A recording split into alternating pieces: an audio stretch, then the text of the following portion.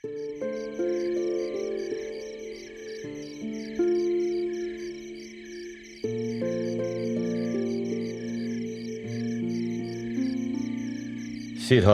there is nothing worth seeing outside of the royal palace. Since I was a child, I've not once set foot outside the great walls of this palace. I'd like to see what's outside. There's no place out there as beautiful or pleasant as right here inside our royal palace. That may be true, but I'd still like to go and see for myself. Please give me permission to go outside, Father. Well, if you really want to, I won't frustrate you, my son. I'll have a royal chariot prepared. Tomorrow morning, you may go outside. Thank you very much, Father.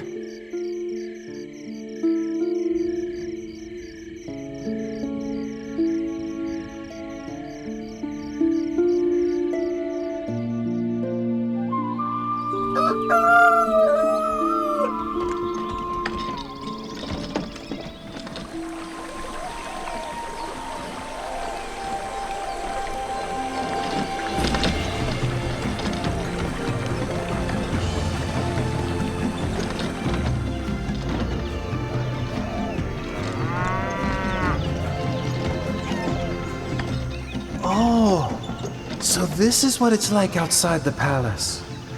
Why did my father say there's nothing worth seeing and wish for me not to go out?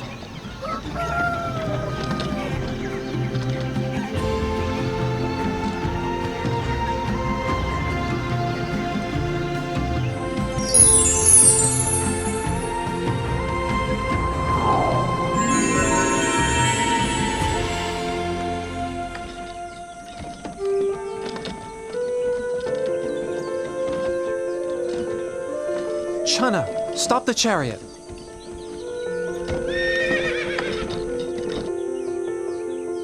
What is it, Your Highness? Look at that man over there. Why is his skin so wrinkled? And why is he having trouble walking? Oh, that's an old man, Your Highness. An old man?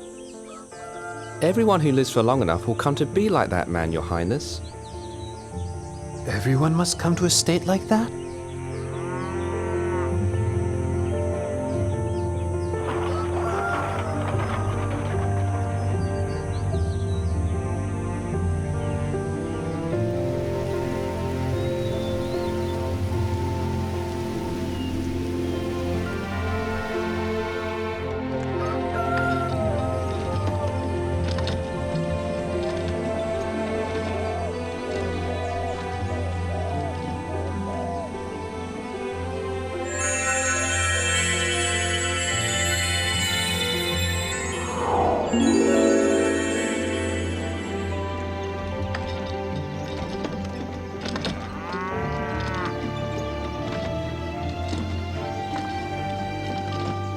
Chana, stop the chariot.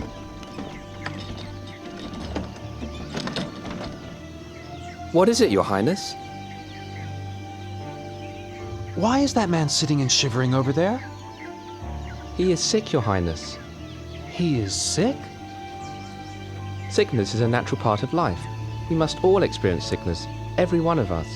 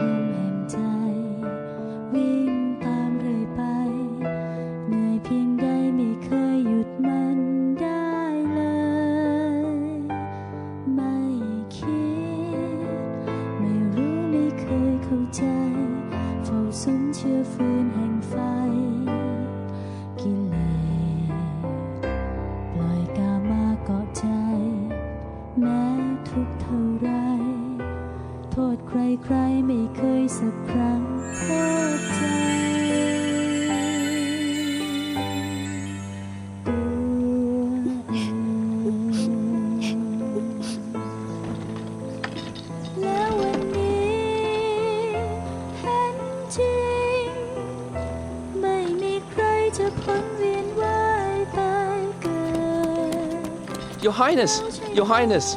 Where are you going? Your Highness!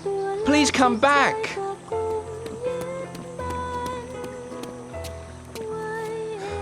Please get back on the chariot, Your Highness.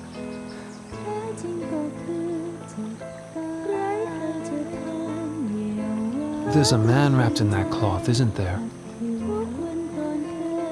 Your Highness, that's a dead man. And must we all die? Yes, Your Highness. There isn't anyone that can escape death. Even me? Yes, Your Highness. Even you are subject to death.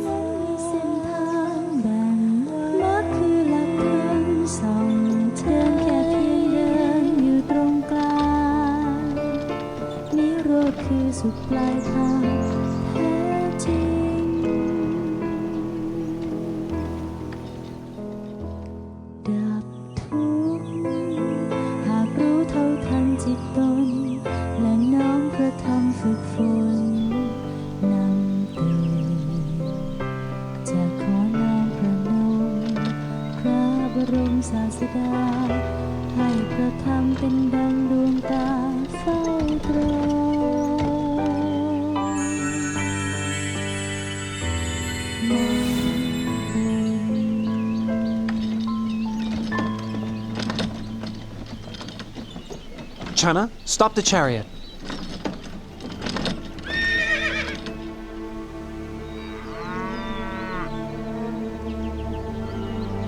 That is a monk, Your Highness.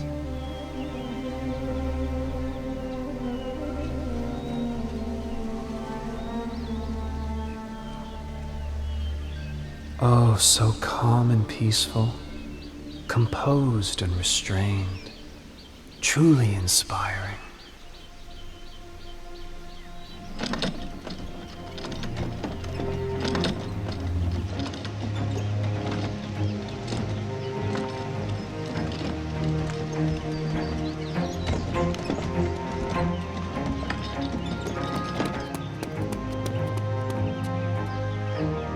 Your Highness, your wife has just given birth to a son. My dear child, I've just begun seeking for a path beyond suffering, and now you are born, like a snare for my heart. I will give you the name Rahula, which means fetter.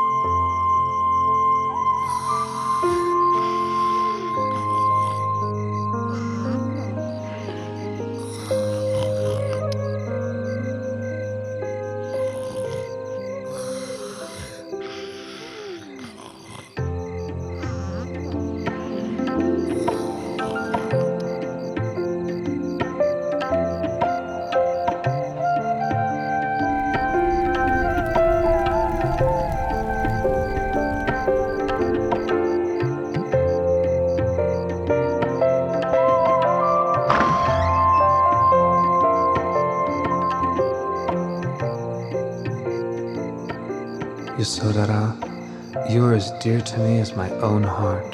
Rahula, you are everything to me. But not one of us can escape old age, sickness, and death. I must find a way for all of us to go beyond suffering, no matter how much trouble or turmoil there is in the search.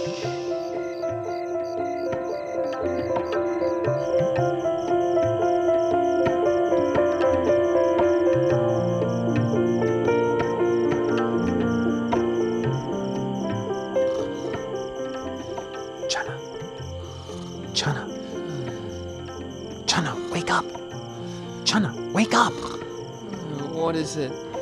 Chana, go quickly and prepare my horse, Kantaka. Don't let anybody see you. Meet me in front of the palace gate. Hurry. Yes, Your Highness.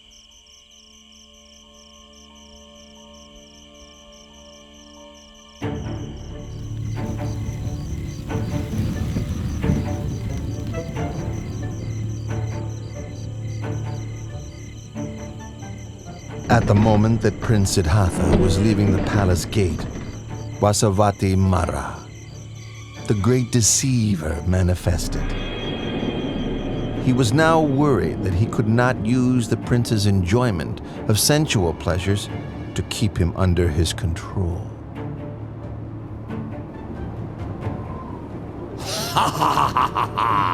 Prince! Better go back into the royal palace. In there everything is lovely, pleasant, and comfortable. In just 7 days, you'll become a great wheel-turning monarch. Don't give all of this up. If you leave, you'll get nothing but trouble, torment, suffering, and sorrow. I don't want to become a great wheel-turning monarch. I don't wish for possessions or comfort and happiness, because such things are not likely to free me from suffering, nor are they likely to help me assist my loved ones and my subjects. Step aside and allow me to pass.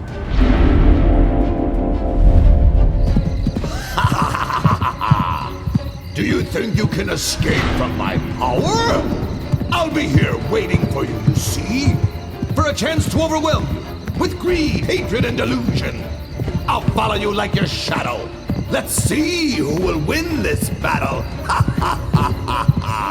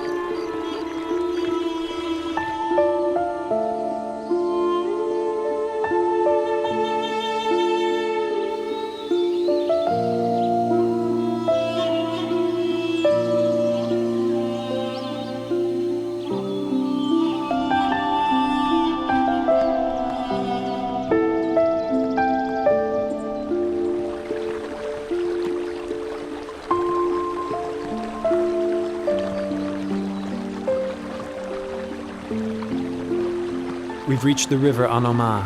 Stop right here, Chana.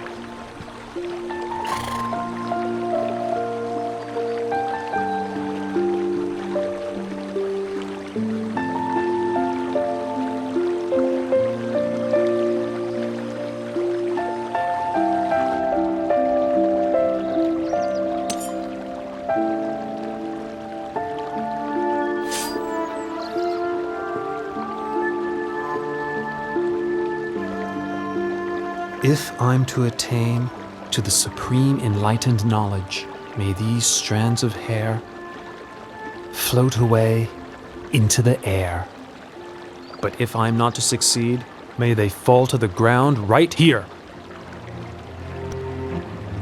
When the prince threw his hair up into the air, it floated into the sky and didn't fall down. Indra, the king of the gods, caught it in a crystal casket, which he then enshrined in the Kulamani shrine in the Tavatimsa heaven.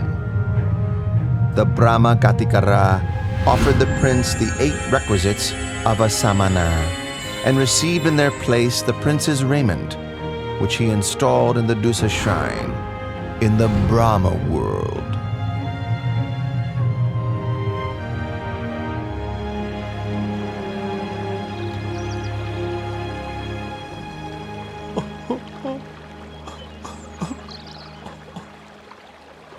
Don't be sad and upset, Chana.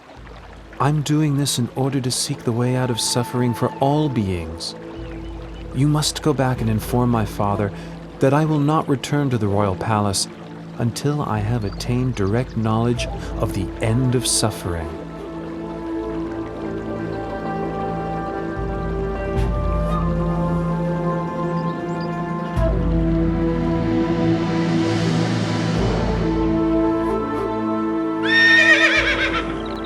The horse Kantaka was so grieved to be parted from Prince Siddhartha that his heart gave out and he died right there.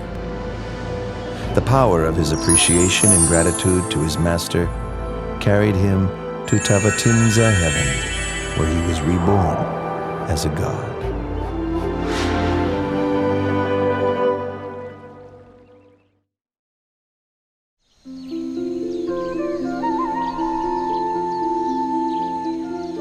Having left Jana behind, the renunciant prince walked on to a mango grove, where he stopped and resided, eating no food for a period of 7 days. On the 8th day, the renunciant prince left the mango grove to go for alms in the city of Rajagaha.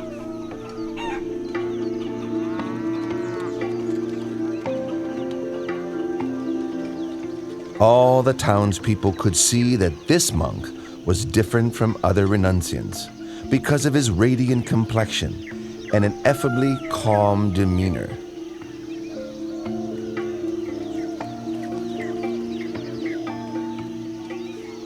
Oh, he's so handsome. What's he, a god? Wow, look at that one.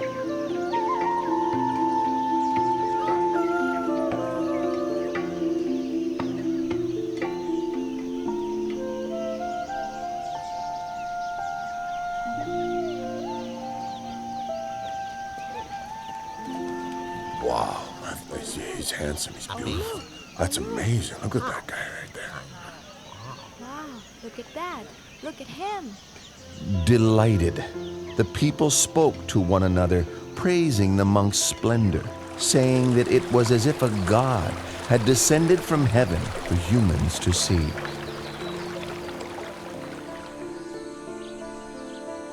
Once the renunciant had received a suitable amount of alms food, he returned to his place of rest.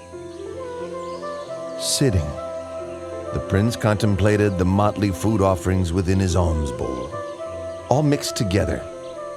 It was an unappetizing sight. In the past, I would partake of only the most refined and delicious foods. Now leading the holy life for the sake of seeking truth, can there be any point in being fussy over what I eat? This nourishment is merely a necessity for sustaining life. King Bimbisara of Rajagaha sent his men on the trail of this Samana, whom the townspeople regarded as splendid, like a god.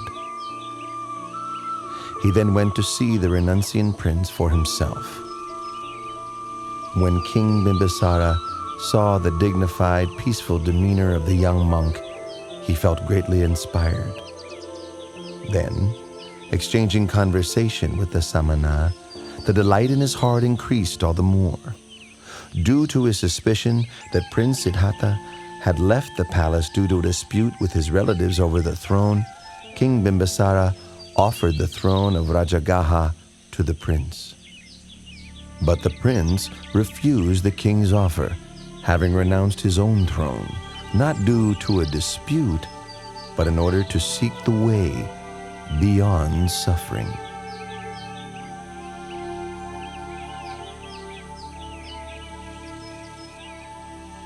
With such firm intention, I'm sure you'll attain the supreme enlightenment. Once you have done so, may I request that you come and teach the Dharma to myself and to the citizens of Rajagaha.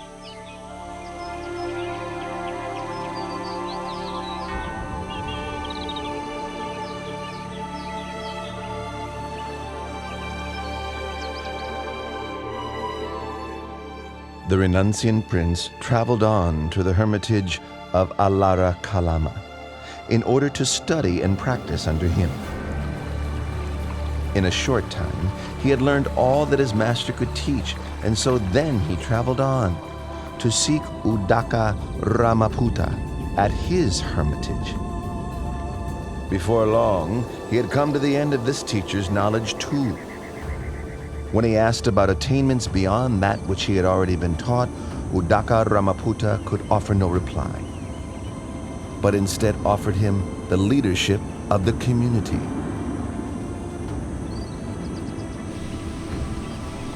But when the Bodhisattva saw that what he had learned was not the way out of suffering he was seeking, he took his leave and moved on in order to continue his search for higher truth.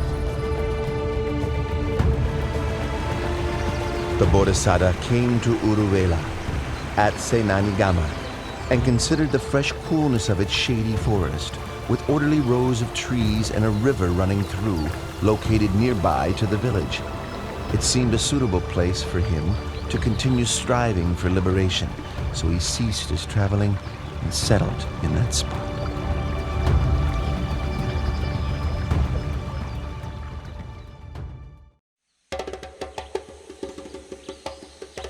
The Brahmin Gondanya was very pleased to hear the news that Prince Siddhartha had gone forth, and hurried to seek out the sons of each of the 7 other Brahmins with whom he had divined the identity of the Bodhisattva according to his physical characteristics when he was just born.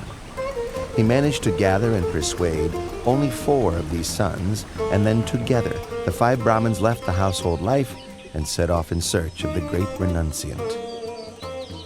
The 5 Brahmins now gone forth were Gondanya, Vapa, Badia, Mahanama, and Asaji. This group of 5 together were known as the Pankavaggiya. The Pankavaggiya followed after the Bodhisattva through various places until they found him practicing ardently in the place where he had settled. They settled there with him, attending to his needs, with the hope that when he attained enlightenment, he would teach the Dhamma to them.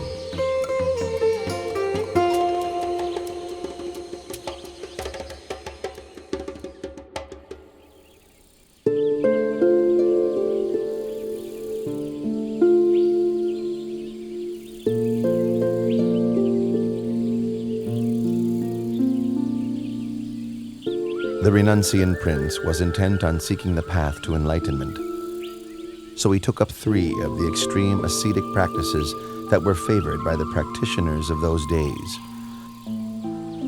For the first period, he pressed his teeth against his teeth and his tongue against his palate, so firmly that sweat ran from his whole body. The pain was as severe as if someone were gripping his throat tightly, strangling him. When he saw that this was not the way to enlightenment, he gave up on the practice and changed to another method. For the second period, he restricted his in and out breaths, stifling them until both his ears rung loudly, his head ached, and his stomach racked with pain, his body as if on fire. But no matter how great the distress, he did not give up his efforts until he saw that this was not the way to enlightenment. Seeing this, he gave up the practice and changed to another method.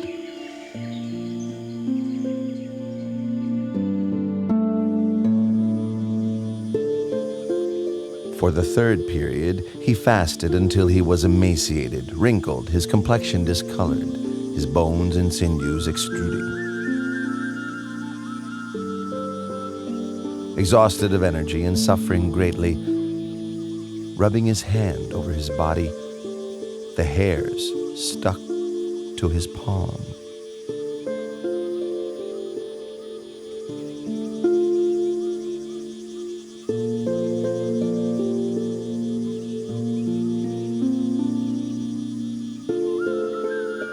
I've carried out the extreme ascetic practices, pushing the body to limits which no other could exceed.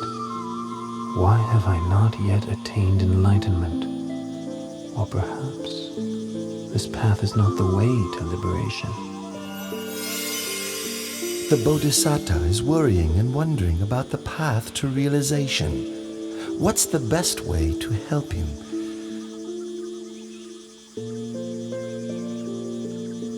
Aha! This is the way.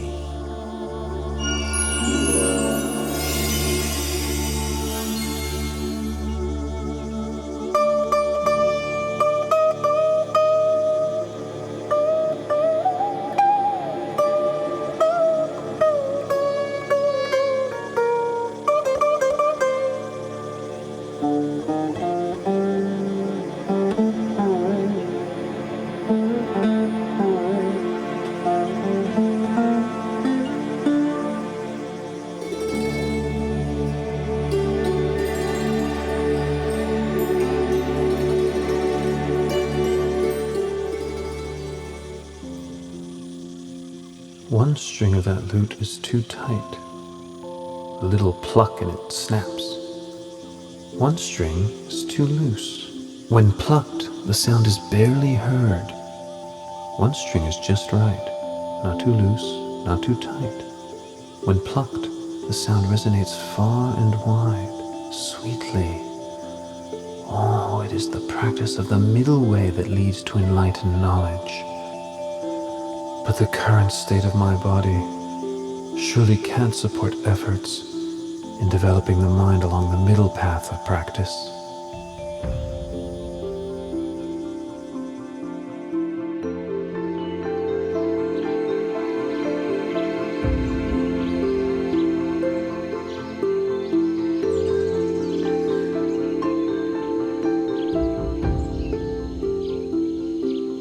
Prince Siddhartha, whom we had held in esteem as a bodhisattva, bound for success, even after practicing strictly for 6 years, using all his effort, is still unable to achieve enlightenment. Now he's relaxed his efforts. And eating proper food again. How will he ever succeed? Quite so. Venerable Kondanya, you're the most senior amongst us. What do you think we should do? Under the circumstances, there can be no use in attending to him any longer. The time has come for us to take our leave.